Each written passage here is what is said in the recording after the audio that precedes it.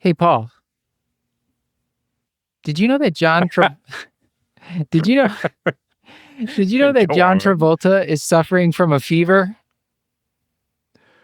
It's Is this rheumatic. a Saturday Night Fever? Oh, it's Oh what now? my God. It's rheumatic, automatic, systematic, and hydromatic. That is a deep cut. I don't get it. Grease. Grease lightning. Oh, that's guys. I've never seen Grease All right, Paul, why should you What? put mustard on a puppy with a fever? because it is a hot dog. Yeah, it's the best because it's the best thing for a hot dog. Paul, Great. I will say I mentioned this one because the other version of this said, why do you put ketchup on a puppy with a fever? And I disagree that ketchup is the best topping for a hot dog. It's No. Oh, clearly no. mustard. So, No. so What are we, children? Yeah. I Thank changed. you. Wait, didn't I say that in The Bear? Yeah. So I changed this to mustard. So, yeah. I've got a good one. What is a mosquito's worst nightmare? I don't know. The SWAT team. Oh, not bad. Not bad. Well, it's funny you mentioned that, Beth. I once told a joke about mosquitoes. It was malarious. All right. That's pretty good. Okay, I think we can Yeah, start it the was show. like 10. Enjoy. The Curbsiders podcast is for entertainment, education, and information purposes only, and the topics discussed should not be used solely to diagnose, treat, cure, or prevent any diseases or conditions. Furthermore, the views and statements expressed on this podcast are solely those of the host and should not be interpreted to reflect official policy or position of any entity, aside from possibly Cash Like Moral Hospital and affiliate outreach programs, if indeed there are any. In fact, there are none. Pretty much, we are responsible if you screw up. You should always do your own homework and let us know when we're wrong.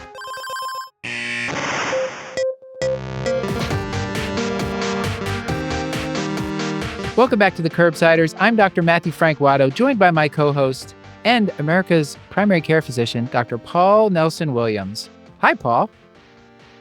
Hi, Matt. How are you? I'm doing well. Tonight on the show, we have a great topic, travel medicine, where we're going to talk about a whole bunch of stuff, vaccines, malaria, how to avoid traveler's diarrhea. Our returning guest, Dr. Boghuma Titanji, a fantastic guest, Paul, joins us. And we have a great guest host / producer with us. But Paul, before we get to that, can you please tell everybody, what is it that we do on the Curbsiders? Sure. Happy to. As always, Matt, as a reminder, we are the internal medicine podcast. We use expert interviews to bring you clinical pearls and practice-changing knowledge. As you mentioned, we are joined by Dr. Boghuma Titanji, but also, importantly, we are joined by Curbsiders fave, future ID doctor, future boss, Dr. Beth Garbatelli. Garbs, how are you? I am, as always, hanging in there, surviving, getting through residency one day at a time. Spoken like a resident. Yeah. Well, we thank you for taking some time from what, residency is always painful. So thank you for taking some time to help us with this episode. Do you want to tell the audience about our great guest? Yes. So we spoke with Dr. Titanji. She's a Cameroonian-born physician-scientist, assistant professor of medicine at Emory University in Atlanta. She obtained her MD from the University of Yaoundé in Cameroon and worked for several years after graduating as a medical officer before pursuing postgraduate research training in London, UK. As an awardee of the prestigious Commonwealth Scholarship Program, she obtained a master's degree in tropical medicine and international health from the London School of Hygiene and Tropical Medicine, a diploma in tropical medicine and hygiene from the Royal College of Physicians, and a PhD in virology from University College London. Wow. Dr. Titanji joined the Emory University School of Medicine in 2016, where she completed a residency in internal medicine on the ABIM research pathway and a fellowship in infectious disease. She has 3 parallel career interests: translational and clinical research in HIV and emerging infections, science education and communication, and global health equity. Her current research focuses on studying inflammation as a driver of cardiovascular disease in people with HIV using cell culture models and systems biology approaches.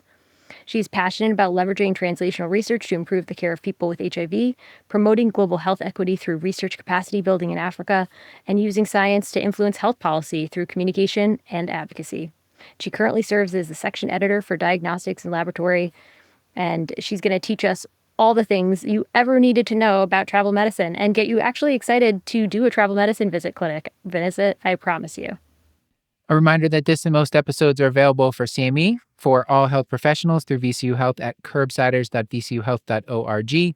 And if you haven't done so yet, please sign up for our Patreon at patreon.com/curbsiders, where you can get access to twice monthly bonus episodes, access to our Cash Slack vault, and of course, ad-free episodes. So check it out, patreon.com/curbsiders. Boghuma, so great to have you back. And it's been a while since we talked. Paul and I were reminiscing with you. It was monkeypox, like the height of monkeypox when we last talked to you. So I imagine, like monkeypox, the world has changed, and what maybe your hobbies have changed as well. So what are you into these days? Hobbies or interests that you're currently enjoying outside of medicine? I wouldn't say changed. I would say maybe old hobbies that I've picked up again. So at the start of this year, I picked up kickboxing again, which is something I had done like 7 years ago before I came into residency and medicine, and a postgraduate medical training kind of took over my life. So I used to really enjoy kickboxing workouts. And this year I picked it up again. So I do 3 kickboxing classes every week at 6 a.m. because I'm a really early morning person. So that's been a huge boost for like my energy levels and my mental health. So that's what I'm enjoying doing right now. It's quite a start Paul, to the surely you morning. have a comment. I can't imagine anything that requires me to do a class at 6 in the morning. given I the know environment throughout the day, everybody but who's God not bless a you. morning person is probably hating and judging me right now, but I am up at 5. So going for a kickboxing class at 6 a.m. is just the perfect timing for me. I am so inspired by people who can do morning exercise classes. Like truly, I no judgment, just like, wow. I am so impressed. The level of excellence that morning people can aspire to that I will never achieve. I'm just in awe of. If you ever try it and get used to it, then it's hard to not do it. It's like any habit. It just becomes a habit and it becomes something you look forward to if you enjoy exercise, physical activity. Listen, I'm not sure I'm willing to give up twitching the night away with anxiety to get up early in the morning. So like my nighttime is really important to me to be nervous and not sleep. So I hate to sacrifice that to get up in the morning, but we'll think about it. Okay.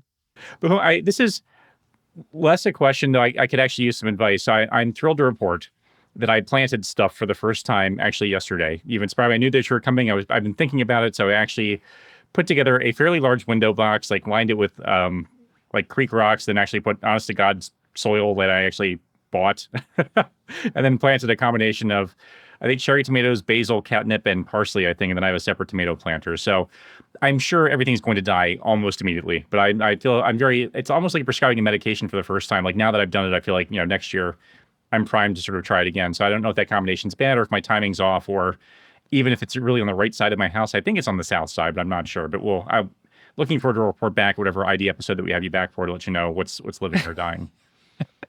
I'll be looking forward to hearing about that. I'm a big patio garden aficionado, so always nice to hear people kind of like testing the waters with gardening. Yeah, last time Paul grew a tomato and then a squirrel took a bite of it and spit it out on his deck or something, right, Paul? Yes, it was one single tomato that actually came on the plant, and the squirrel took it, bit it, and then just placed it carefully on the railing for me to find, like at the scene of the crime. I've actually I've stopped planting tomatoes because they blight so much. Like they get attacked by blight, and you get a few fruits, and then kind of midway through the season, they just get eaten up by mold. So I prefer now planting peppers and things like that are a little bit more sturdy. In Pennsylvania, the tomatoes seem to grow really well.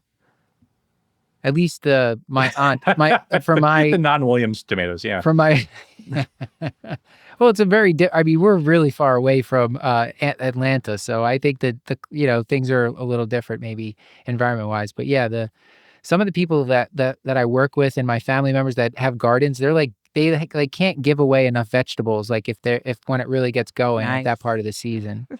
Yeah, Paul, we've done it. We're now in like a produce show. I'm finally well adjusted. Produce and exercise, Paul. These are like my two favorite topics, but we probably should get on to a case. So Beth, do you want to read us our first case? Absolutely. So Mrs. N is a 67-year-old female who presents at your clinic for travel medicine counseling. Her past medical history is notable for hypertension, diabetes, and osteoporosis. She's planning to visit family in Vietnam next month. So starting off broadly, how do you define travel medicine and what is your approach to a travel visit? Yeah, so a really easy way to define travel medicine would be medicine that has to do with any of the diseases that people can encounter when they travel. And because I'm an infectious diseases doc, oftentimes this has to do with thinking about infections that they could be exposed to and ways in which to preemptively think about protecting them from those infections. So, the way in which I approach a travel medicine consult is generally I want to know about the patient. So, what is the substrate that I'm going to be dealing with in terms of providing advice? And this pertains to, are they healthy and not taking any chronic medications? Are they immunosuppressed? Is this a young person? Is this an older person? So that immediately puts me in the frame of mind of I'm tailoring my recommendations to a particular patient's profile, because that profile would determine what sort of like their vulnerabilities to exposures are going to be. Then the second question that I'm interested in is, obviously I want to know where they're going, because where they're going immediately gives me a map or kind of gives me an idea of what are the pathogens I should be most worried about. And then thirdly, you would like to know where they will be staying where they go. Is this someone who's going on a meeting and will be staying at the hotel and just basically leaving from their hotel room to a convention center, having all their meals at the hotel? Or is this a really adventurous person who is going to trek in the Amazon or who's going to explore bat caves? Because that also would help me sort of like counsel them on what their exposures could be and how to prevent them. And then, of course, the last thing I want to know, I kind of already touched on where they're staying and their activities, and I also want to know how long they'll be gone for. Because if you're thinking about prevention, be it in terms of vaccines or preventative medications, then you want to make sure that they have a supply of that medication or they get the right vaccines if indicated for the time that they're staying at these places. Once you have all of these questions, then you're pretty much primed to make a very clear sort of travel plan with your patient.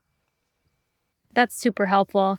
I honestly feel like these travel visits, you get like a really fun interview with your patients because you get to really learn all those details about their travel and what they're going to get up to, and sometimes even hear about their family, which I really enjoyed when I've done these.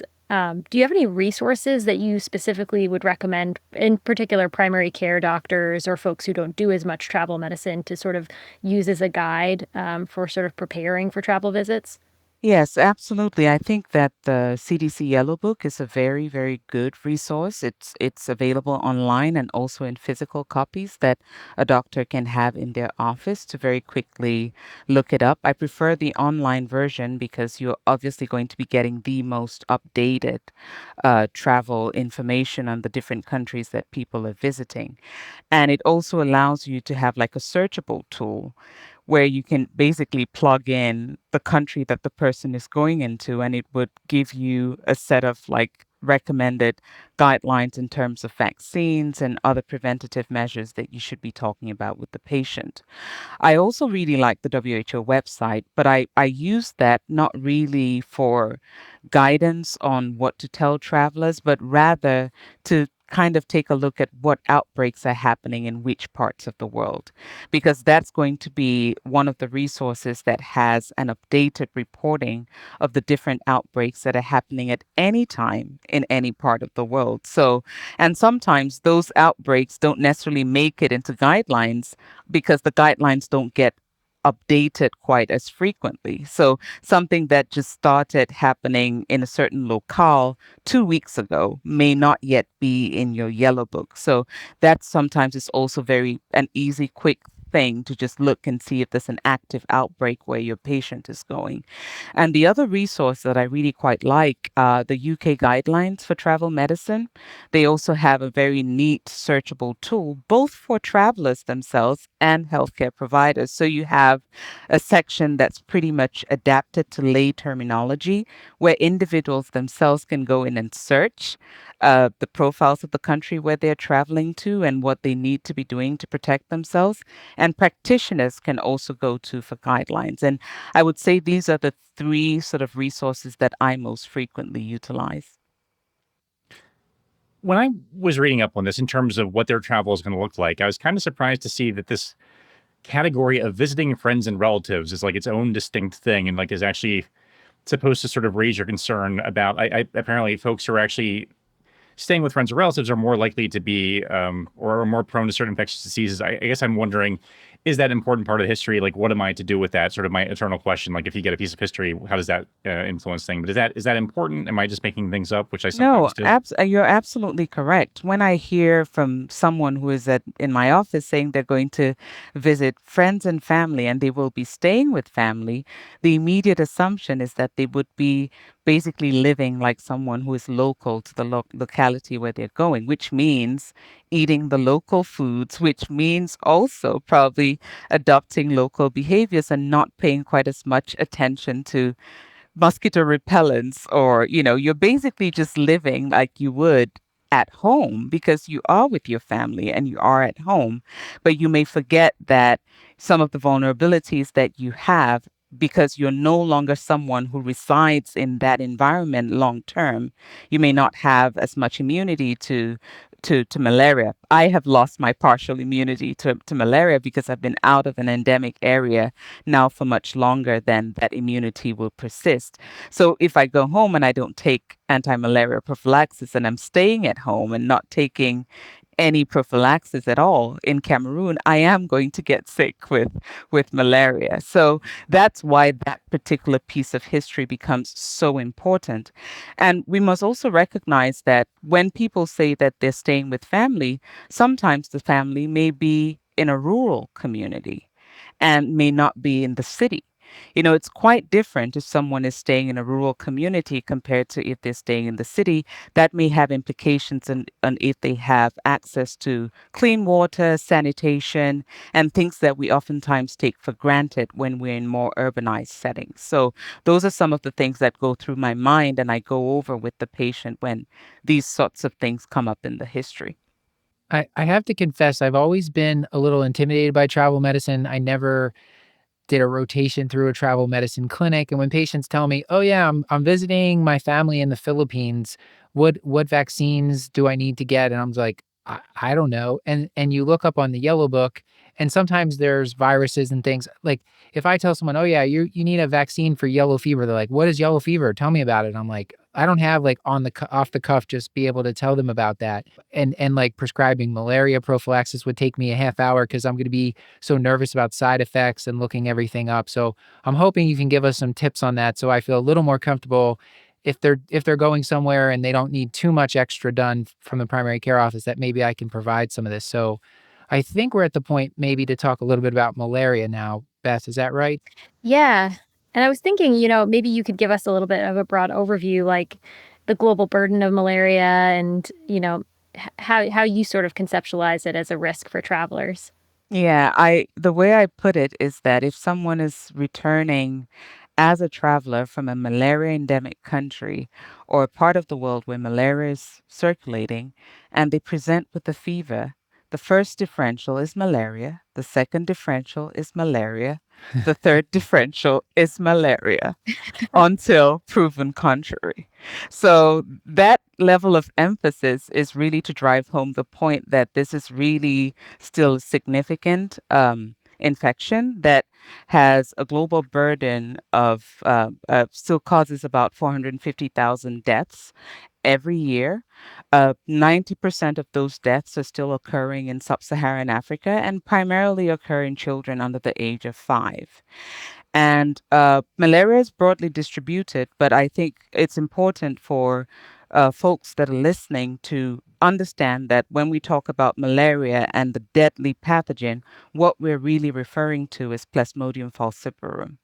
There are 5 species of malaria that infect humans, but Plasmodium vivax, which is the second in terms of burden, is not really a deadly infection. It causes a mild to moderate illness, really, and will not kill you. It's very, very rare. If you had someone succumb to Vivax malaria, that's a case report. A lot of the cases in the literature are actually case reports.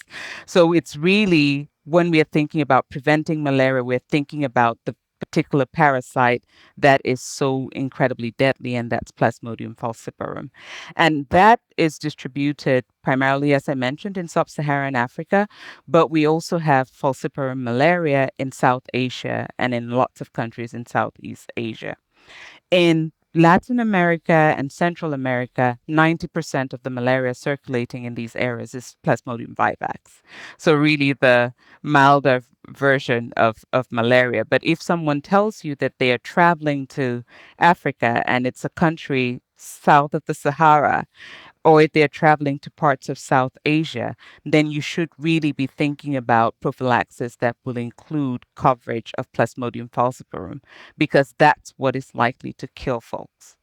They mentioned at ACP this year, Dr. Heather Yun was presenting about that there's been some local or U.S. cases of malaria described. Were those P. falciparum, or were they vivax? Or Those would very likely be vivax infections. As I mentioned, Central America, areas of Florida, places that border Mexico, most of the cases of malaria in these areas tend to be vivax malaria. Well, that's good news, Paul. It's just vivax. Yeah. It's not. Phew. It's For a not second, I was malaria. worried, but actually- Malaria. It's the good kind of malaria, so that's right. Although I will caveat that if we start seeing, due to climate change, mosquitoes that are able to transmit malaria, if you had a case of falciparum malaria that was imported and that person was staying in Florida, the local mosquitoes that are present in these parts of the U.S.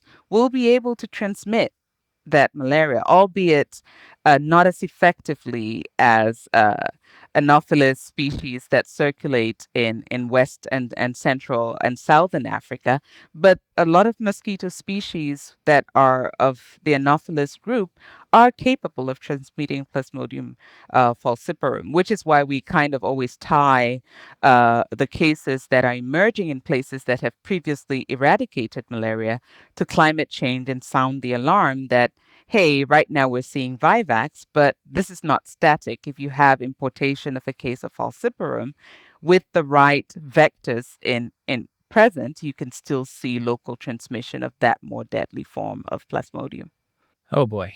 All right. Well, let's talk about the prevention of malaria. So let's talk about the prophylaxis. How do you talk to patients about what you might choose, and what's your thought process like when you're going about that? Really, I think, choosing what prophylactic you give to prevent malaria it's really a shared decision approach, because you have a range of choices for patients available to patients. So one of the things I usually want to know is this a patient that is traveling uh, in the next day or so? Are they traveling in a month? Are they traveling in a couple of weeks?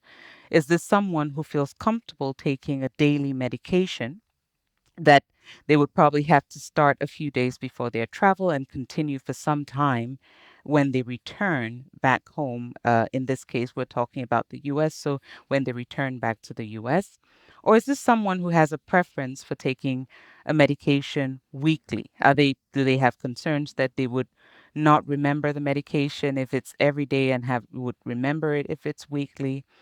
And once I've kind of established what preferences the patient has in terms of that, I also take into consideration again the substrate.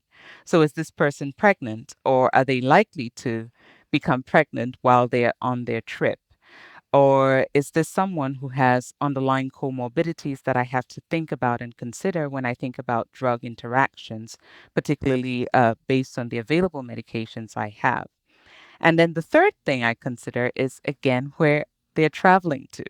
Are they traveling to Central or Latin America? Are they going to Sub-Saharan Africa? Are they going to Nigeria, Cameroon, Ghana, any of the countries in Sub-Saharan Africa? Or are they traveling to South Asia? Because that again would put on the map, are they going to some place that is predominantly vivax circulating, or is falciparum circulating, and would also help me gauge the degree of anti-malarial resistance and what type of anti-malarial resistance circulates in the part of the world that they're traveling with. Once I have these factors, then I can make proposals to the patient of what would be the eligible prophylactic drugs at their disposal to pick from. And when you look up in the yellow book, does it tell you if it's P. falciparum or P. vivax that you should be worried about when you're prescribing prophylaxis? Absolutely. The two resources that I mentioned to you, both the Yellow Book and the UK online tool, which has the guidelines and information for travelers, will tell you what type of malaria is circulating. And it would also tell you if it's malaria circulates all year round or if it's seasonal, and will tell you kind of your risk of exposure if you're living in an urban setting or in a rural setting and those sorts of things. So you can really get a lot of information by searching for the country that or the particular locality that you're going through. And all of these sites have maps that actually just color coded and would tell you there's falciparum here, there's Vivax here, there's chloroquine resistance here, there's mefloquine resistance here, and so you kind of start being able to sort of tailor your prophylaxis. And I'm really hoping that by the end of this episode, a primary care doctor shouldn't have to refer a patient to a travel clinic for malaria prophylaxis. At least that should be something that we should be able to do for our patients comfortably as primary care internal medicine trained docs. Okay, so let's say our patient here, she's 67, so non-pregnant, and she's going to Vietnam. And what might we offer her for malaria prophylaxis? Okay, I'm going to split the discussion on malaria prophylaxis into two categories. So I'll start with the daily medications that are available, Mm-hmm. and I'll talk about sort of like the pros and the cons of each of these daily medications, and then I'll talk about the weekly medications. So for the daily medication options, we have atovaquone proguanil, which is commonly commercially known as Malarone. And this is a medication that actually acts in its prophylactic mechanism to prevent malaria by inhibiting the formation of the parasitic stage that actually infects the liver. So it prevents the formation of liver schizons. And so it's a medication that is termed to be a causal prophylactic. So it prevents that stage of the development of the parasite. So it prevents development of the liver stage. And it can be administered every day. It has to be administered daily. It's 1 pill a day. And it's really great for people who give you short notice before they travel, because you can start it a day or two before they get into the endemic country that they're traveling to. And they have to take it every day while they're in the endemic country. And when they return back home, they have to continue that medication for at least a week. And the good parts of it is that it's generally really well tolerated. There are minimal drug interactions with other medications. But the downside is that pregnant people cannot take Malarone. And also, if you have very low renal clearance, particularly patients with ESRD, this will be a contraindication as well. So those are some of the limitations for this particular medication. The second option for a daily medication, which also works really well, will be doxycycline. And that will be 100 milligrams of doxycycline once a day. Has a similar profile to Malarone in terms of the need to start. You only need to start it 1 to 2 days before you get into the endemic region. And it's generally well tolerated, although I always tell patients who are traveling to the tropics that with a lot of sunlight, you have to be really careful with the phototoxicity that can be associated with doxycycline. Another reason that I may choose doxycycline over Malarone is that besides its ability to prevent plasmodium infections, it's also really good at preventing rickettsial infections, which are tick-borne infections that if someone told me they were backpacking or they were going to be camping, then that becomes something that I'm likely to reach for, because I would essentially be targeting multiple exposures with just that one medication. It can't be given in pregnant people. It cannot be used in children. So that again is another limitation that we have with that particular drug. And then the third medication that would be a daily medication will be Primaquine. Primaquine, it's a very good drug for prevention of vivax malaria, but it also prevents falciparum. The downside with Primaquine is that oftentimes you're not able to initiate it immediately because you have to know whether that person has G6PD deficiency. It's very much associated with hemolytic anemias in people who are G6PD deficient. So generally you have to screen folks for G6PD deficiency before you can give them Primaquine. It's contraindicated in pregnancy, can be used in people who are breastfeeding if you know the G6PD status of the baby. So again, you're going to now have to test both mom and baby to be able to prescribe that drug. And it's not always necessarily as easily available as the other two options that I had already listed. The last thing, which is kind of a benefit of Primaquine, is that it's able to target liver stages of malaria, which are known as of Plasmodium vivax and Plasmodium ovale, which form hypnozoites in the liver. These are essentially liver stages that can be latent in the liver and can last for years and years.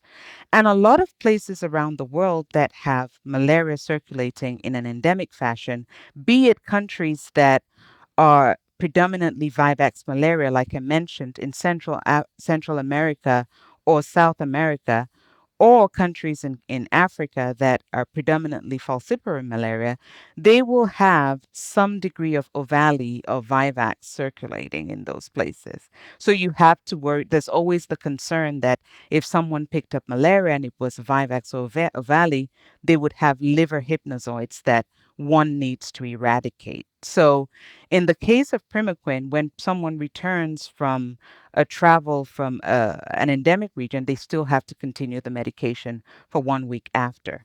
If you've prescribed them atovaquone or doxycycline, the first two drugs that I mentioned, and there's a need or this concern that they may have had exposure to Vivax or Ovale, then you can give them a week of Primaquine on return to get rid of the hypnozoids so that they don't then develop malaria 2 years after they return from their trip backpacking somewhere in South America.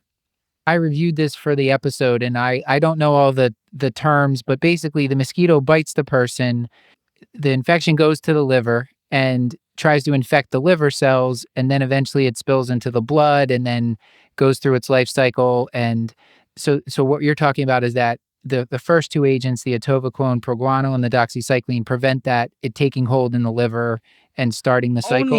Only atovaquone proguanil Okay. blocks infection at the Okay. stage of it taking hold in the liver. Uh-huh. Doxycycline, Primaquine, they block at the stage after the liver. After. So after Okay. it leaves the liver and it infects red blood cells, that's Yeah. the stage where all the other medications that I'm going to talk about act at. Oh, And yeah. it's because of that role of atovaquone proguanil acting before the liver stage that makes it possible for us to give that drug early, to keep that drug only for a week. People only need to take it for a week after they come back. Mhm. And you can also very quickly start it 1 to 2 days before you get Yeah. into your travel. Okay. And then you're saying if someone, got infected with Vivax, they could have that stuff just kind of dormant in their liver with infected cells that at some point could reactivate and they could get sick from malaria even, you said, is it months or years after Even they months return? or years. There has been reports, there are case reports several months after leaving the endemic area, several years after leaving the endemic area, because the reactivation of hypnozoites and why that happens and when that happens is not fully understood for these two parasites, both Mhm. for Vivax and Ovale. People do not really, we don't really know why they go into a sleeping stage and why they get reactivated. There's no predicting how long they would stay in a hypnozoid sort of Mhm. state. So if someone has been to a region that has Vivax and in cases where I would add primaquine to their treatment to clear is if you told me that your prophylaxis adherence was suboptimal and I'm Oh, okay. worried that you might have gotten some infection, then I will tag that week of primaquine on your treatment when you come back. But Yeah. generally, when people adhere almost like basically 100% to their prophylactic treatment, these treatments that we're discussing are 95 to 100%, kind of close to 100% effective at preventing episodes of malaria. So Mhm. I would say the primaquine, the tagging along of primaquine is something that I don't do routinely. But if there's concern when you come back that, hey, I missed a week of my prophylaxis, what should I do, doc? Then I might tack that on when you get back. Paul, Paul, you look, are you No, I mean, following? I'm following. I may still call one of my ID friends just to confirm I'm not a lunatic for doing that, but I'm on board. And do people tolerate the daily meds pretty well? Like, would you say that the adherence is good and folks are able to deal with the side effects? And are there any like general things you give about side effects, sort of preparing people to take them? Particularly for Malarone, it's really well tolerated, and people do take it. I think people are more scared of malaria, of getting malaria, and specifically being out of the country and not having access to treatment, that they are more likely to really take their medications seriously. The patients that I have challenges with are people like me who are from an endemic country and a little bit blasé about malaria and oftentimes will not even tell their primary care doctor that they're traveling home, Yep. and they only it was when they get back that they get really sick and then they come into the hospital. I went to visit family in Senegal or Nigeria and did you take any prophylaxis? No, I'm from there. But you've lived out of there for more than 6 months. So most people who are from these parts of the world just kind of forget that you do lose that partial immunity that most adults living in endemic areas will have to malaria. And that, when you no longer have that immunity, when you have a bout of malaria, it's going to really be severe, particularly if it's falciparum, and you do need to take prophylaxis going into these travels just to kind of shore up your protection. So I would say oftentimes the medications are very well tolerated. Doxycycline is well tolerated, as is atovaquone proguanil. I hardly use primaquine just because of the G6PD testing requirement, which oftentimes patients are not able to do before they travel or get their result in time for you to start it, which is why I tell people if they're going to a country that has high levels of Vivax, I'll tell you if you're not fully adherent to your medication, please let me know when you get back so we can give you some primaquine to make sure that you've cleared any malaria that you may have in your system.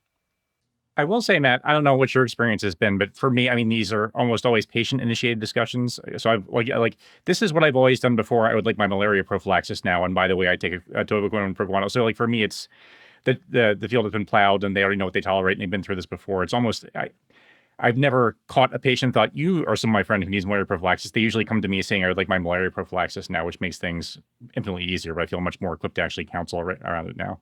But I've had some patients saying, "Oh, I'm traveling to, rural China, and what should I take?" And I'm like, Yeah, I don't that's a different know." conversation. And they've never, someone that's just kind of completely going somewhere they've never been before, and those are the ones I have now I'll have a better idea, of course. That's why we're doing this episode. So we talked through the 3 dailies. So it's atovaquone, proguanil, doxycycline, all our favorite antibiotics, and then primaquine.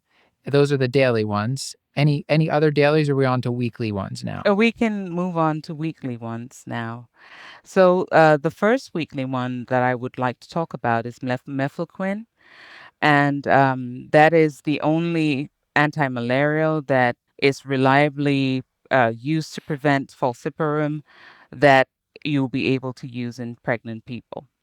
And the reason why I put in that caveat, you can use chloroquine in pregnant people, but there's a lot of chloroquine resistance. There's a lot of chloroquine resistant falciparum, so it's really not a medication that one would be thinking about using, particularly if someone is traveling to a region that has a lot of falciparum circulating. So mefloquine would be my go-to for people who are pregnant or who are likely to be pregnant if they're going away for a year to an endemic region or 6 months and are trying to get pregnant. You never know what can happen. So it's usually very safe in pregnant people. You have to, the downside is that you do have to start it 1 to 2 weeks before you actually enter the endemic region. So generally, and that's usually would hold true for all of these medications that are acting at the post hepatic phase of the life cycle. So medications that are blocking the liver stages or the multiplication of the liver stages to get to infect the red blood cells and then cause full-blown malaria. So drugs that act at that step, generally you have to start them earlier, so 1 to 2 weeks before the person actually gets into the endemic country, and they have to be continued 4 weeks after the person returns. So it ends up being quite the commitment in terms of treatment duration. And when you go over that with patients, oftentimes people don't really like that, particularly if someone is not taking any chronic medication and this is kind of like stuff that you're giving them for prevention. I can't tell you how many cases of malaria I've seen because someone returned and they promptly binned the medications that they had been taking while they were away. So adherence after returning into your home country is usually where people slack and then get malaria because they've not continued that 4 week tail. On the plus side, it is a once weekly medication. It's less well tolerated than all the other three that I listed as daily medications. And there are several contraindications. So, in people who have seizures, you cannot use mefloquine. In people who have arrhythmias, you cannot use this drug. And also in people who have underlying neuropsychiatric diagnosis, because one of the side effects that it has is very vivid dreams and nightmares, which is also why for people who may opt for this, it may be good that they start it 1 or 2 weeks before they actually travel, because if they get side effects, then you can change them over to something else that they tolerate better. So that would kind of be what I would be counseling patients about if they're going to go ahead and pick a mefloquine for their prophylaxis. The other weekly medication would be chloroquine. Chloroquine, old drug, very highly easily available, but there is a lot of chloroquine resistant malaria. And chloroquine resistant malaria has been reported everywhere in sub-Saharan Africa. And I'm particularly talking about chloroquine resistant Plasmodium falciparum. A lot of the Plasmodium vivax is still susceptible to chloroquine. There have been reports of resistant vivax, but only in Papua New Guinea and in parts of Indonesia. So this is not yet widespread.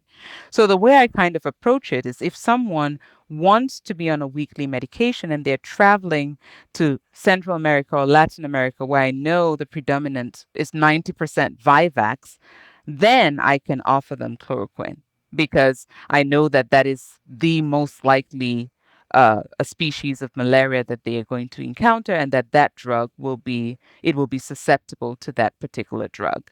I will not use it in people traveling to any place where there is falciparum circulating because the resistance is just too high. Much like with mefloquine, you have to start it 1 to 2 weeks before the person goes into the endemic country, and they have to continue it for 4 weeks after. Some of the common side effects that people worry about with chloroquine will be tinnitus. That's a very, very common complaint. And also be careful with using this medication in people who have arrhythmias. And then the other thing that sometimes is like a pro is that in people who are already taking hydroxychloroquine because they have lupus, for example, you don't need to prescribe chloroquine as prophylaxis because that medication would serve the same purpose. So if that nugget came out when you were taking your history and my patient says, oh, by the way, I have lupus and I take hydroxychloroquine for it, Ah, well, then you're covered for if you're traveling to Belize or somewhere in Latin America, you would not need an additional prophylactic medication. And then the last weekly medication that I wanted us to touch on is a relatively new medication, is tafenoquine, which was just recently approved. It will prevent both Vivax malaria and falciparum malaria. You can start it a lot more quickly, 1 to 2 days before traveling to the endemic region, but you give it weekly after that. And also the time period that you have to continue it for is also quite short when they return. So they only have to take it for a week after they return. So one more dose when they return. It's not widely available, so it's not really one of the medications that I go for because there might be some related costs with covering for that medication. So these are really what you have as options for prevention. And I want to add that one other thing that I always do is I make sure that when I write for these medications, I ask the patients how long they're going to be away for, because I want to make sure that they have sufficient medication for that covers their time of travel. Access to medications, it may not always be reliable to places where people are traveling to. There might be more likelihood of having medications that are not really up to standard in terms of what they contain. So you really want to make sure that people have their medications in hand with them before they travel. And if they're going away, particularly to a falciparum endemic country, in addition to the prophylaxis, I write for at least a full dose of Coartem, which is lumefantrine, which is the treatment of malaria, for them to have it with them, because you can get breakthrough infections even when you're on prophylaxis. And particularly for people who are going away for a long time, it matters if you have an episode of malaria. The time is, particularly if you're someone who has no immunity to malaria, time is of the essence, right? So if you were taking malaria prophylaxis and you traveled to Cameroon and you've been there for 2 months and you start getting fever and chills, go ahead and take that treatment dose of Coartem, because again, medication access may not be reliable where you're going to. Quality of medication, even when you have access, there's lots of counterfeit Coartem, even in countries that I travel to within sub-Saharan Africa. So you want to make sure they have a reliable treatment dose with them. What's the generic name for this one? This is Coartem. That's okay. Coartem. So it's Okay. artemether lumefantrine. Okay. That's great. That's a good tip. I like that. So it sounds like for the weekly ones, if they have arrhythmia, that can be an issue. So AFib is an arrhythmia, but are you talking like ventricular arrhythmias more? This is like more of a QTC type, like prolongation thing? Yes, generally with mefloquine and other medications in the quinine family, it's usually ventricular arrhythmias. But as a measure of precaution, generally, if anybody has any cardiac issues that and have been diagnosed with an arrhythmia before, I tend to steer clear of these Okay. medications. Just because, again, with the component of travel, you never quite know what access to medical treatment they will be able to have if something were to happen. So you really just want to make sure you're giving them the medication that is safest for their patient profile.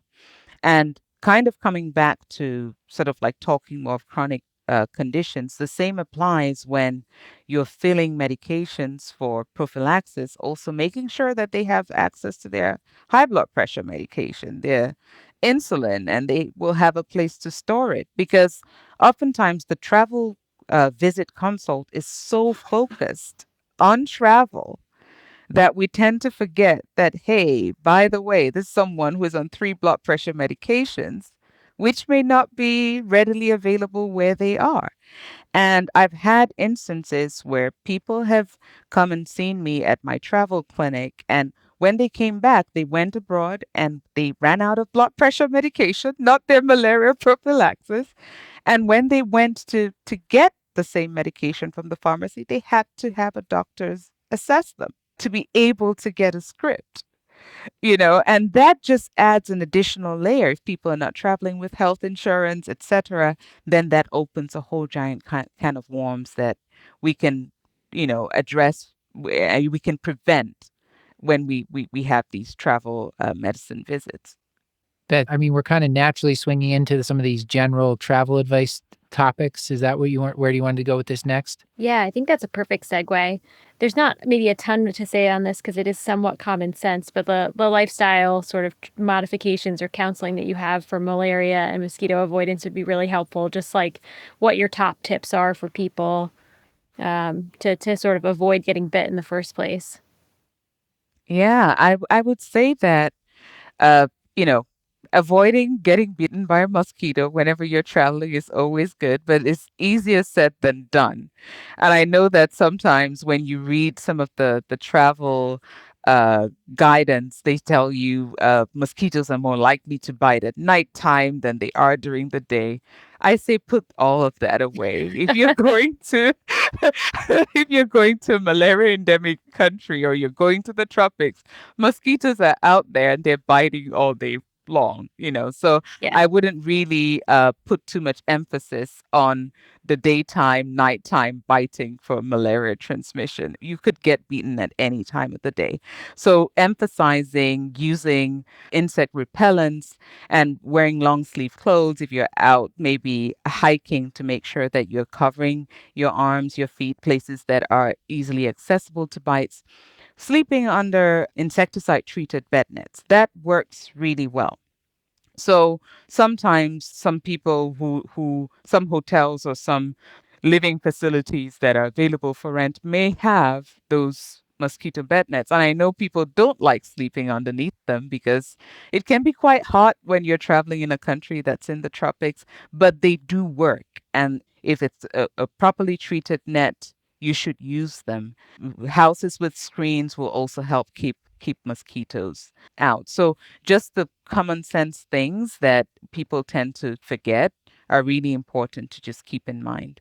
Can we back out even further and just sort of talk about general travel advice? I guess just reading through this, a lot of the travel medicine articles be like, we focus a lot on the infectious stuff, and of course it's important, but in terms of morbidity, mortality, like if we could convince people to not rent scooters on vacation, we might save more lives. So like, is there any broader sort of travel advice you get, like in terms of even sexually transmitted infections, that kind of stuff that might not seem directly in the scope of like malaria prophylaxis, but can be helpful to help prevent injury and illness while traveling abroad? Absolutely. And I think that it's a safe assumption to make and say anybody who is traveling is likely to have sex. Just make that assumption.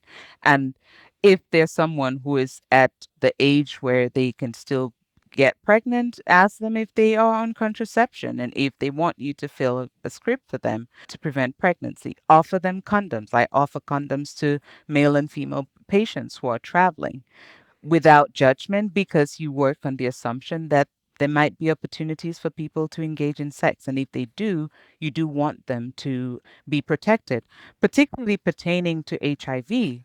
Again, you can offer people PrEP when they're traveling because some people have sexual behavior that is associated with maybe a higher risk for contracting STIs really tied to their travel. It's when they travel that they have more casual partners in countries which might have a higher prevalence of sexually transmissible infections like HIV.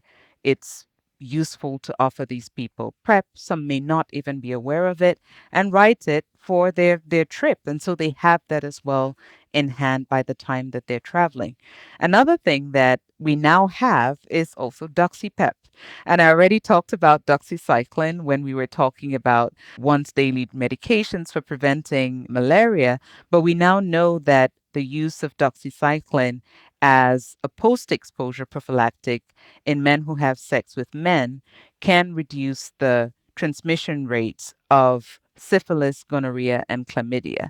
So, in someone who is traveling and maybe having lots of casual sexual partners, it may, if they fit the profile of being an MSM, then you should be offering them preventative measures such as this.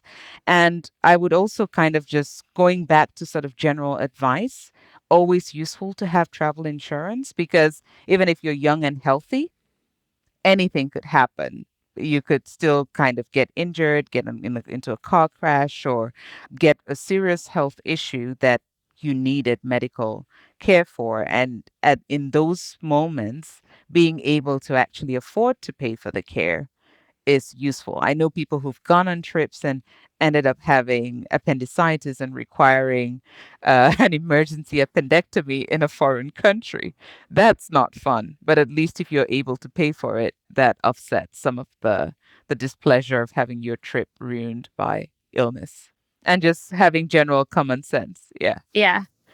Things like ruin trips. I mean, I feel like people ask about this a lot in the visits, but, food and water safety, I think people are really worried about getting just laid up with traveler's diarrhea during their travels and, not having as much fun. Do you have any guidance for counseling folks on that? And Yeah, let me interject a scenario, Beth. So let's say Mrs. N, she's going to Vietnam and she wants to just enjoy the local culture. So there's a street vendor that has some fresh fruit that looks great. And she wants to go to that street vendor's cart and just buy, I don't know, whatever fruit is endemic to Vietnam. And what do you tell people about this general food safety, as Beth was asking? Yeah, that's really where lots of travelers, obviously, I travel a lot and I love street food. So some of this advice as That's well is rolling the stuff dice. is it's how stuff you that I need experience the to, culture. Anthony Bourdain would approve. but that is really where people will are most likely to contract pathogens that can cause the much dreaded traveler's diarrhea is by indulging in these local foods, particularly if it's fruits and vegetables that you buy from local vendors, which are not properly cleaned. So, as a general rule of thumb, what I tell people is that if you're traveling, particularly to a geographic location where you're not sure of water and sanitation, do not drink any water that's not bottled. So, essentially, even to brush your teeth, it's not just drinking the water, but work on the assumption that any water that flows out of the tap is likely contaminated. So, really sticking to bottled water, and if you want to have fresh fruit, make sure that you're washing your fruits and vegetables really thoroughly. Again, if you wash it with tap water, you may actually be contaminating the fruit and vegetable. So either boiling the tap water, and by boiling, you really do want to make sure the water gets to boiling point and stays at boiling point for at least 10 minutes to kill any bacteria or viruses or things that may be circulating in that, to have a clean source of water that you can then use to clean your fruit and vegetable. And generally just staying away from street food because you cannot really ascertain whether that food has been properly prepared or not. If you're going to prepare your own food, then buy the ingredients and make your own food, because that way you're sure that you washed it and you cleaned it properly and you cooked it thoroughly.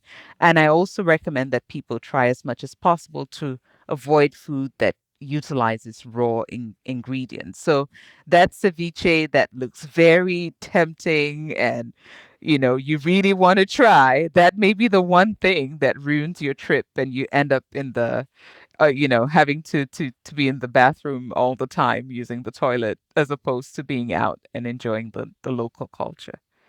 And this is maybe going back more to sort of med school knowledge, but I would love to hear like what are the bacterial culprits that cause these the traveler's diarrhea? Is it things like cholera? I think is it things like E. coli? What sort of bugs are we talking? Yeah, I think that the most common ones are enteropathogenic E. coli, and then you also have Campylobacter, and then you have Shigella. And then the Salmonellas, I put them in one big bucket, which will be Salmonella typhi, which is like the more virulent or most virulent Salmonella species. But then you have all the other paratyphes, which are less virulent Salmonellas, but can also still cause a pretty nasty diarrhea. So that would be what would be in the bacterial category. In the viral category, you're generally thinking about things like norovirus, astrovirus, enteroviruses that generally circulate in the population. And then with the parasitic infections as well, you have to consider most commonly it's Giardia. That would be the most common one. But you would also have some instances of entamoeba histolytica, as well as people who get cryptosporidium infections. So parasitic infections are common, but not quite as common as the viral and bacterial. I know cholera is really sort of scary, and now we have lots of cholera outbreaks in a lot of countries happening currently around the world. But when you're really just listing the most common causes of a traveler's diarrhea, it will be the bacterial, viral, and parasitic causes that I've listed. And I tend to think of cholera more for people who may be traveling overseas to volunteer, say, for instance, in a refugee camp, medical volunteers, or people who are doing humanitarian work. A couple of years ago, there was the earthquake in Haiti that led to a huge outbreak of cholera. If you were to tell me, okay, I'm a resident and I'm volunteering with an organization to go down to Haiti for 3 months to support that outbreak, then your chances of getting exposure to cholera would become, you know, immediately much higher than the general person who is just going to a country to visit. And I generally tell people, if you're really making sure you're drinking bottled water, not eating raw foods, your chances of getting cholera is pretty low generally. And one common misconception is people think of the image of cholera as you have cholera and you're having diarrhea all the time. Well, that severe form only occurs in 10% of cases. And most individuals would actually be asymptomatic or just have a mild diarrhea. So it's all kind of gauging again, going back to where the person is going to, what they're going to be doing while they're away, and what are their individual risk factors in terms of what sort of activities, and are they immunocompromised, or is this a healthy person that we're talking about?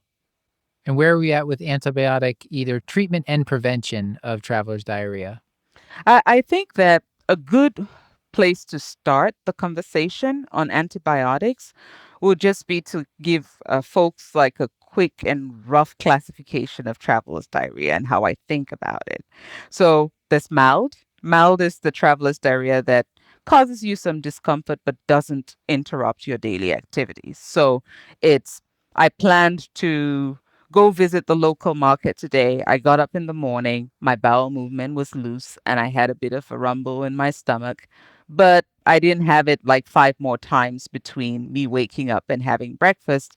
I still feel that I can go do my daily activities and not really have to worry. But when I come home and I do want to use the restroom, again, it's a bit more loose than I'm used to. So that would be mild traveler's diarrhea. In those cases, you really don't need to treat people with antibiotics. Really, those types of diarrhea tend to resolve on their own. And the recommendation would just be to make sure you're hydrating properly so that you're not getting dehydrated by having more frequent loose stools than you normally have if you're someone who just has one bowel movement a day. The second on the list will be what I call moderate.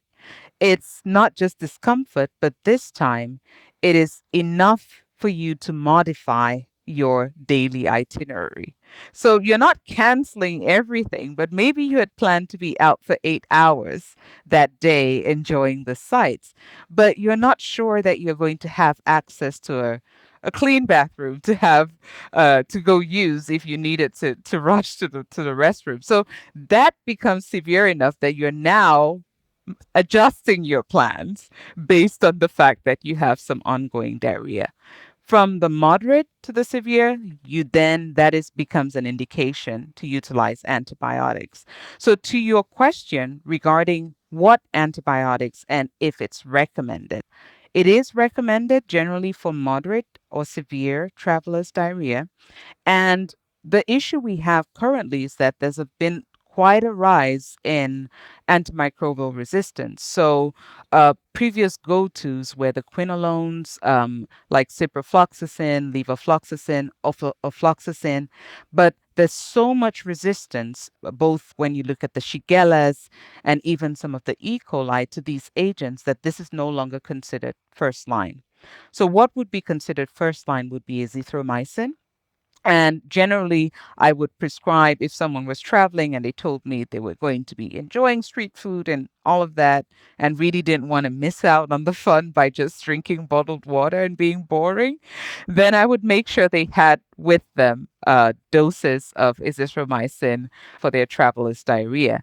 And azithromycin, generally, the advantage with that is if the patient can tolerate it. And again, I would say not very many people tolerate 1 gram of azithromycin as a single dose, but you can give it as a single dose 1 gram. A lot of patients will not tolerate it. It would cause them to be very nauseous. It can cause really nasty GI symptoms. So in these instances, it's okay to break it up into 2 doses spaced 12 hours apart, but do it just for that day. Alternatively, you can also do a 500 milligram dose for 3 days. If they for some reason have taken azithromycin before, don't really tolerate it, and you have to go for the second option, then that would be one of the quinolones. So it will be ciprofloxacin, 500 milligrams BID for 3 days, or levofloxacin, 750 milligrams daily. Can be used as a single dose, or if you went with the 500 milligram dose, then you'd also be doing it daily for 3 days. So these are some options that folks would have. And then the final classification for the diarrhea will be severe traveler's diarrhea, and you are canceling all your plans. So I'm not leaving the house, and I'm permanently having to dash in and go use the bathroom. That is severe. And also, any bloody diarrhea immediately is placed in that severe category. So all dysentery is severe because when you have dysentery, there is invasion, right? There is the risk that you have a more invasive infection. In these instances, antibiotics, absolutely. Also, make sure you're seeking medical care, particularly if things are not getting better. And I think that's something that gets lost in the conversation on diarrhea quite a bit is the importance of oral rehydration salts. These are widely available anywhere that you travel because they are on the WHO essential medication list. So I always tell people you can reliably go to a pharmacy and get ORS to be able to reconstitute and make sure you're drinking that so that you stay hydrated and you're staying on top of those fluid losses.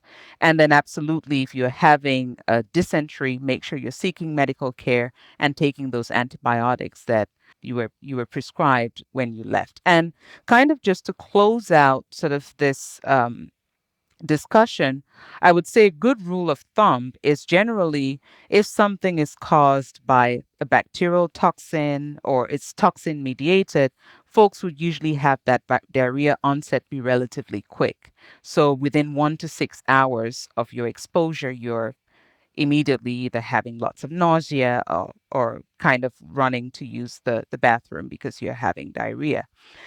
Viral infections and other bacterial infections that may not be toxin mediated tend to have a longer incubation period, so 1 to 2 days before those symptoms really kick in. And parasitic infections have incubation periods on the order of 1 to 2 weeks. So that is kind of like a good way to sort of like triage and place on your differential what is likely to be causing the diarrhea, which also kind of helps you know what you're treating in terms of like guidance to the or what you're giving as guidance to the patient, or if you're seeing this person as a returning traveler, what you're offering as your first treatment. That is extremely helpful. That's like a really good framework. It's just like simplifying it for me because I do feel like I've had at least one time where like there was a clinic visit and someone was like just back from somewhere with feeling GI upset and that like I didn't really even know how to approach it. I was like, this could be anything. So I think we're going to have to move on. So why don't we close this case for Mrs. N? So we got her all set up with all these tips that you told us about and gave her some emergency, just in case medicine for her potential traveler's diarrhea, told her all our tips about avoiding traveler's diarrhea. And I think now we should go to the next case, Beth, because we want to talk about some of the other vaccines that we have to think about. I had one last question on this realm of diarrhea, because we love talking about this on the Curbsiders, but who should get prophylaxis? Like, I think that's another area where there might be a little bit of controversy or sort of practice patterns that can be different. But are there any folks that you're going to say, if you're going abroad, you have a high risk of traveler's diarrhea, you got to start taking antibiotics when you get there? Yes, I would say generally in immunocompromised people, and also in people who have multiple comorbidities and are older than 65, it's something that you should strongly consider, just because these are individuals that if they had an infection and had a traveler's diarrhea, it's more likely to be severe as opposed to individuals who are generally just healthy and have a normal baseline. At Cashlat Memorial, I've had an instance of someone who was an organ transplant patient with a cardiac transplant who was going on a safari. Oh dear, that gives me anxiety. So that conversation became very, very interesting in terms of, okay, you're not only traveling, but you're traveling to a safari and you're going to do game hunting, which is kind of mostly in a rural setting. And what do we need to think about? And they weren't that far out of their organ transplant, so they still had considerable immunosuppression.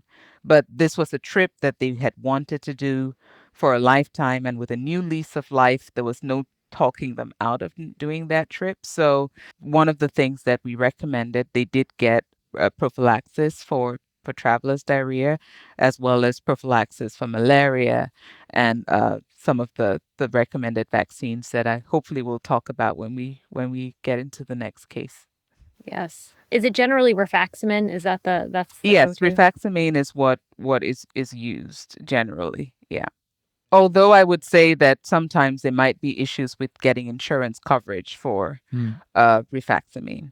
And when you look at the literature on prevention of traveler's diarrhea, you would also see some mention of bismuth salicylate, commonly known as Pepto-Bismol, as a prevention of diarrhea. And there are actually small studies, one particular small study that was done, I think, in Mexico that showed that bismuth salicylate could reduce traveler's diarrhea by 50%. Wow. So that is also another another thing that folks could consider. But the That thing was a is, you fairly heroic dose, though, wasn't it? yes, that's what I was. That It was was the like a next huge thing I was dose. going to say is that Yeah. the thing is you have to take lots of doses, and generally you don't want people using a Pepto-Bismol for more than 3 weeks. So those are the caveats, but it's out there. If folks look in the literature, they're going to find some of these suggestions, and I think that it's worth mentioning. I Mhm. don't recommend it. Generally, it's not something that I use, but in an immunocompromised person, I would sooner use rifaximin than using something like Pepto-Bismol, just because the doses are not very realistic for these indications. Awesome. Well, I think we can finally move on to the vaccine portion, the vaccines that we hear about and I always feel very intimidated by. So we have a new patient, Mr. B. So he's a 42-year-old man who's in your clinic, and he's telling you that he's going to be traveling to the DRC. He reports he has never had yellow fever vaccination. What are the regions that you think of in terms of like places where you're going to require a yellow fever vaccine? This is a question where some of those resources that we talked about earlier in the episode really comes in terms of having a quick map that you can look at regarding where yellow fever is circulating. But primarily, yellow fever, the distribution is some countries in sub-Saharan Africa and also countries in South America. But again, that map is important because there are certain countries within these regions of the world that I've just mentioned that do not have yellow fever circulating to the degree that will make a vaccine required. So, and some of these countries and the list sort of get updated every year. So the recommendation would be know broadly the regions where you're likely to find yellow fever. So parts of sub-Saharan Africa and parts of South America. But utilize the resources to actually pinpoint if transmission is happening in the region or the particular country that your patient is traveling to the degree that would require that they get yellow fever vaccine. With regards to this particular case, the DRC is one of those countries where you do see transmission of yellow fever, and it's actually recommended to get a yellow fever vaccine to travel to the DRC. I actually believe earlier this year there was an ongoing outbreak of yellow fever in the DRC. So certainly you do want cases have been reported in 2024. So it's certainly a country for which you have to think about prophylaxis. When you talk about the yellow fever vaccine, things that are important to note is that it is a live vaccine. So, of course, it will be contraindicated in folks who are immunocompromised because it can cause them to have yellow fever. And when people receive the vaccine, they do shed the attenuated virus for some time. So things like blood donation or donation of blood products, if you've recently had a yellow fever vaccine because you were traveling to the DRC, that's also something that if you're a frequent blood donor, you would have to make known. At Cashlight Memorial, we have recently seen a case of yellow fever vaccine transmitted through an organ from someone who had received a yellow fever vaccination. So the organ was from a donor who had been vaccinated with yellow fever. That wasn't known, and the recipient developed fulminant hepatitis from yellow fever Holy smokes. virus vaccine. Yeah. So these things do happen. So it's important to remember that although it's an attenuated virus that's used in the vaccine, it can cause clinical disease and quite severe disease in folks that are immunocompromised. So that will be an absolute contraindication. And from what I was seeing, yellow fever, it causes a lot of the just general stuff like fever, muscle ache, there's a backache and things, but it can actually, you can get jaundice, dark urine. So I imagine the jaundice is why it's called yellow fever. Yes, the Uh, jaundice is why it's called yellow fever. And much like with other viral infections, again, it's a spectrum of disease. Although it causes very severe disease when it's severe, most cases are asymptomatic or mild. mhm. And in instances where people get fulminant hepatitis, the mortality or the case fatality can be 40 to 60%. And there are no Yeah. antivirals that can treat yellow fever, which is why taking precautions to prevent it is so important. And in most countries where there's either seasonal transmission or year-round transmission of yellow fever, it is actually recommended in the national immunization guidelines from 9 months. So in Cameroon, every child, and I reference Cameroon because I'm Cameroonian, every child in the national immunization, based on the national immunization program, will get a yellow fever vaccine at the age of 9 months. So most people have been vaccinated at some point in their lives against yellow fever. So this is one of the vaccines where I think a lot of folks ask about getting the certificate for vaccination, that yellow card is. And I was kind of curious, like logistically, if you want to offer this at your clinic, obviously you have to have the yellow fever vaccine, but do you have to apply for getting these certificates to give to people? And do you have any advice for sort of providing vaccine records for folks traveling? Yeah, I would say particularly for countries where yellow fever vaccine is required, most places would ask you this at the airport. You have to show proof of vaccination. The yellow book is like a WHO immunization book where you can note down all your immunizations. But that's just kind of gotten into the lingo as you have to show your yellow book, but showing any proof of yellow fever vaccination would suffice. They just have to be able, it doesn't necessarily have to be noted in the yellow book. You just have to have your immunization records that are verifiable. So lot number, date of vaccination, etc. And of course, your identity matching your paperwork to show that you actually did receive this vaccine. So just immunocompromised patients, we shouldn't because they could get, it's a live vaccine. You said that's the main contraindication. And patients, do they tolerate this pretty well in general? Yeah, the vaccine is really well tolerated. It gives very durable immunity. So, most people who have a yellow fever vaccine don't need to revaccinate more frequently than every 10 years. So you can boost 10 years after, but even in studies that have looked at titers of people who have been vaccinated and have not received a booster for greater than 10 years, they still have pretty robust antibody titers that are protective. And the other sort of like category that I would say it's not an absolute contraindication, but is a group in which there should be caution applied in terms of offering a yellow fever vaccine is in individuals who are older, above the age of 60. And that's because there have been severe adverse reactions related primarily to primary vaccination, like your first dose of yellow fever vaccination in folks who are older than 60 years.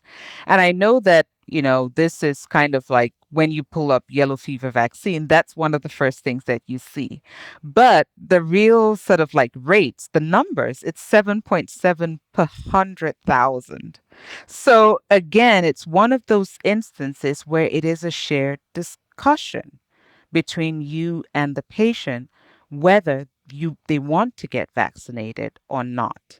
So there's a risk for adverse effects. There are two forms of adverse effects. They can have something we call yellow fever virus, zero fever vaccine associated viscerotropic disease, which is a reaction in which they just have disseminated infection to visceral organs of the yellow fever virus. They can get a hepatitis, and it can be quite a severe infection. Or there is the neurotropic dissemination, where they can get sort of like an encephalitic picture from getting vaccinated. Again, these instances are rare. So if I had a 75-year-old man who was pretty healthy and really, really wanted to go on this safari to a country that required the yellow fever vaccine, some countries are okay with getting a waiver, with accepting a waiver. So you, as the person's physician, could issue a waiver based on their age. Some countries will not accept a waiver, and you would need to show proof of vaccination. So in those instances, you have to have the conversation with the patient. These are the risks. Do you still want to get immunized, or do you want to pick a different country to travel to where you may not need this vaccine? So it's just important for folks to know. But I think that it's not an absolute contraindication. It's very much a shared decision, and the rates, thankfully, are quite low. But there have been instances of reported deaths from these reactions. Boghuma, I don't have the yellow fever vaccine in my office, but let's say this person also needed the Hep A and Hep B vaccine based on the yellow book going to DRC. So I could give those in my primary care office. What's it going to cost them to get the yellow fever vaccine? The yellow fever vaccine, the cost will vary. Usually, what I tell people is that look at the travel clinics in your area and call up a couple of them and ask them, do you carry the yellow fever vaccine, and how much will it cost me to get this vaccine? And the thing with travel vaccines, oftentimes these are not covered by your insurance. So for a lot of these vaccines, you're going to have to pay out of pocket. So what I encourage my patients to do is to shop around a little bit, because the pricing can vary quite a bit if you're going from one travel clinic to another. And most travel clinics they will tell you on the phone, because that's what travel clinics are for. They're seeing people who are not sick. It's preventative care, right? So they would give you an answer. We carry the yellow fever vaccine, and this is what it would cost. But it could cost anywhere between a few hundred, low 100s to significantly more than that. Paul, this surprised me. I hadn't really thought about it. I thought when I was sending people to travel medicine that they were just getting they were just getting the stuff done and their insurance just took care of it. And I didn't realize until one of the administrators at that office that I referred to said, you should just give them the Hep A and Hep B at your office because, it's a preventive primary care service and their insurance will cover it. Yeah, and I would reiterate that besides Hep A and Hep B, people often forget that they can get their Tdap vaccines or their TD boosters, which are also important if you're traveling and you could get exposed to tetanus by having a cut or something like that. So give those primary care vaccines and make sure that people are up to date with them when you see them in their primary care visits. Now we've had measles outbreaks occurring really kind of globally. So again, it's an opportunity for people who may not have received the measles vaccine as children and have not had measles to get updated with that and get a measles and MMR vaccine as part of their primary care before they come to the travel clinic to get more specific vaccines. Okay, Beth, I think we're closing in on the end here. Is Mr. B traveling anywhere else after he gets his yellow fever vaccine? Yeah, let's say Mr. B's a jet setter and he's going from the GRC to Bangladesh. He's got a lot of sky miles he'll be racking up. Regarding some of these other more rare and special vaccines like rabies or typhoid or cholera, and also Japanese encephalitis, like what are the patients that you're thinking about those additional vaccinations in? Yeah, again, it comes back to kind of the premise that I laid at the beginning. Again, where is this person going? What are they going to be doing? Where are they staying? And what are their comorbidities and baseline health? Because again, this will help me sort of like determine which additional vaccines they have they need to get. And in terms of additional vaccines, it really becomes a decision of what does this person absolutely need to get that's not also going to blow the bank, so to the point where they can't even buy their ticket to to travel, because the cost adds up very quickly in terms of some of these vaccines. So it's something that providers should kind of keep in mind as they make these recommendations. So kind of thinking about additional vaccines that's oftentimes come up in conversation, people some traveling to South Asia, to the Australias. That's where Japanese encephalitis virus vaccine often comes up, because you have circulation and transmission of this virus in spots around all of these areas of the world that I've mentioned. So again, South Asia, in Australia to some degree, and Southeast Asia in patchy, with a patchy distribution.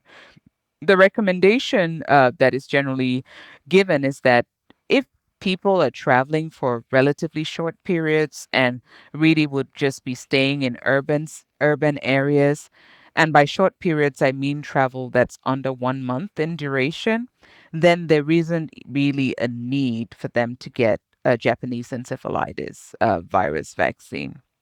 However, if they're going to an endemic region where it's circulating and they're staying for over a month.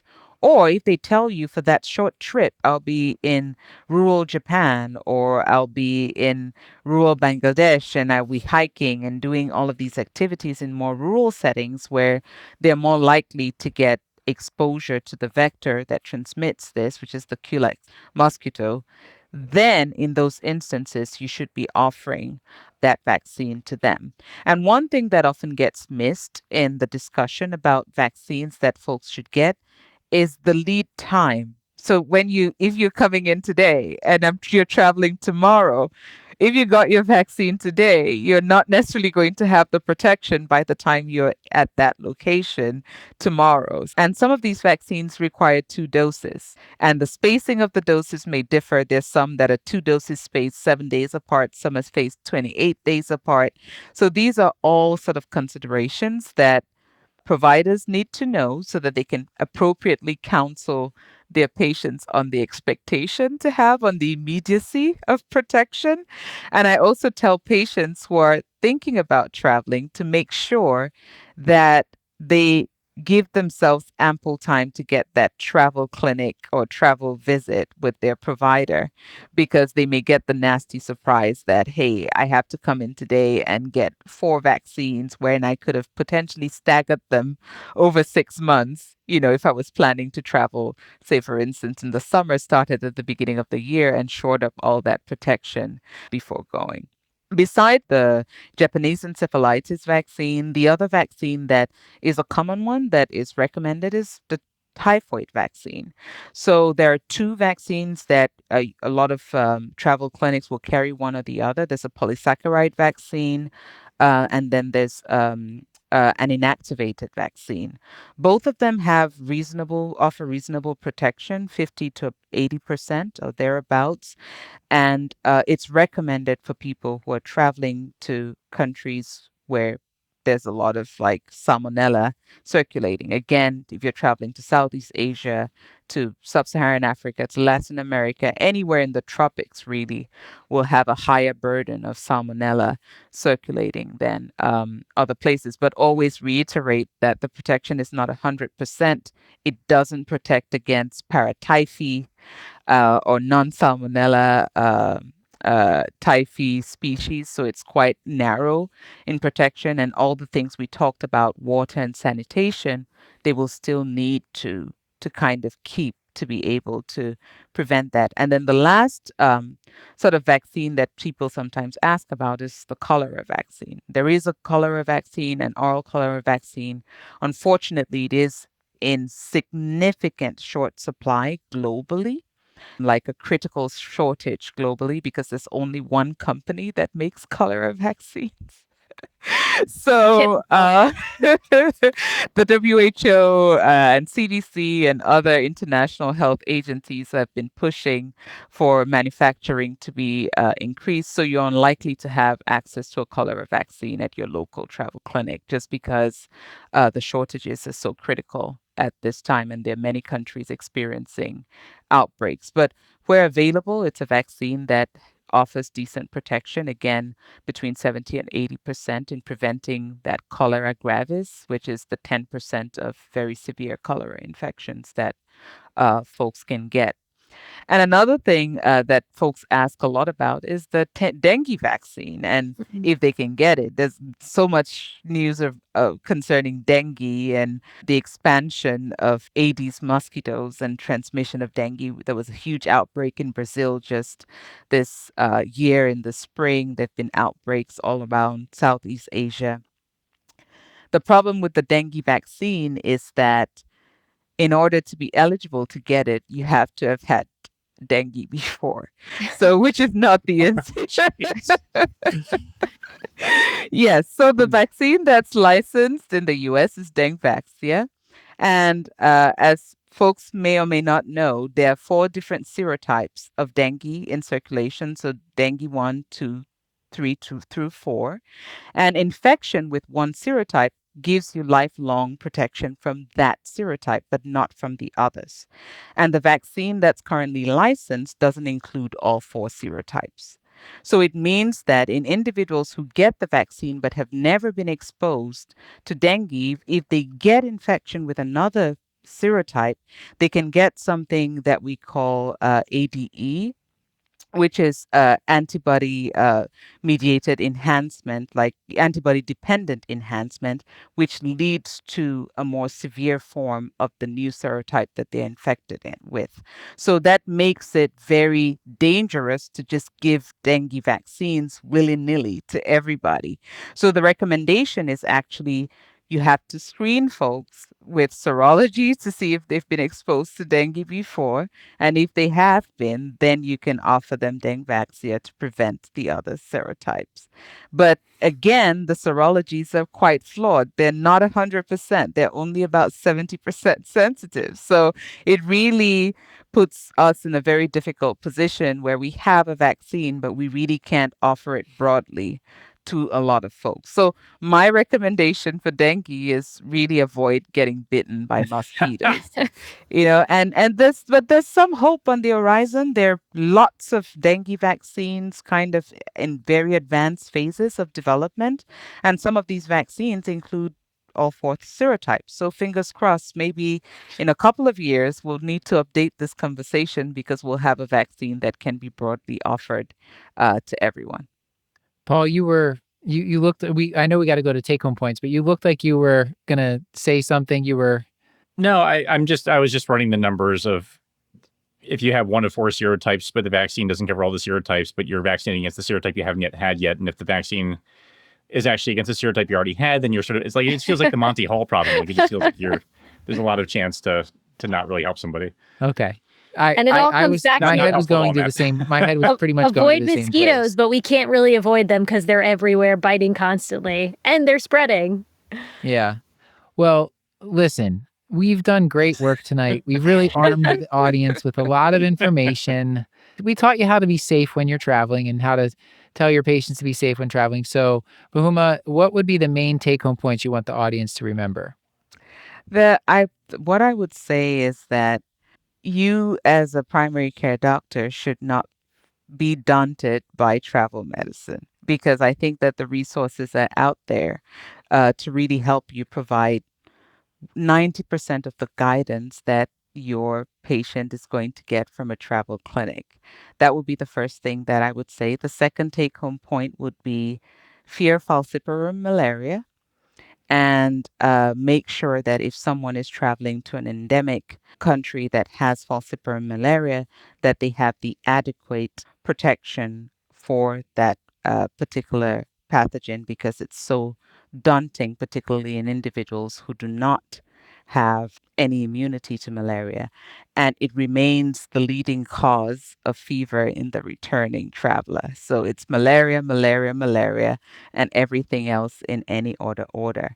And then the third thing would be, non-infection related. It would be, do not forget that the patient that comes to you for travel advice is not only their travel. They have maybe medical issues that you need to remember and factor in as you make that travel plan for them. So don't forget to make sure that they have refills on their medication and they have adequate supplies to be able to enjoy their trip without having to worry about where do they find insulin, or where did they get their blood pressure medication while they're trekking somewhere in the middle of nowhere, having having a hiking retreat. So just remember to think of the patient holistically. And then with that, I would say go out and have fun being a travel doc. All right. Boghuma, thank you so much. Really My pleasure. appreciate all your time. It's always a pleasure. Always a pleasure chatting with you all. This has been another episode of the Curbsiders, bringing you a little knowledge food for your brain hole. Yummy. There it is. Still hungry for more? Join our Patreon and get all of our episodes ad-free, plus twice monthly bonus episodes at patreon.com/Curbsiders. You can find our show notes at thecurbsiders.com and sign up for our mailing list to get our weekly show notes in your inbox. This includes our Curbsiders Digest, which recaps the latest practice-changing articles, guidelines, and news in internal medicine. And we're committed to high-value, practice-changing knowledge. And to do that, we need your feedback. So please email us at askcurbsiders@gmail.com. Also, please subscribe, rate, and review the show on Spotify, Apple Podcasts, and YouTube. A reminder that this and most episodes are available for CME through VCU Health at curbsiders.vcuhealth.org.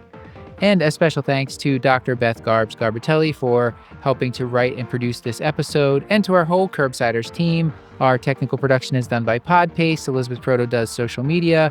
Jen Watto does Patreon. Chris the Chu Man Chu moderates our Discord. Stuart Brigham composed our theme music. And with all that, until next time, I've been Dr. Matthew Frank Watto. I've been Beth Garbitelli.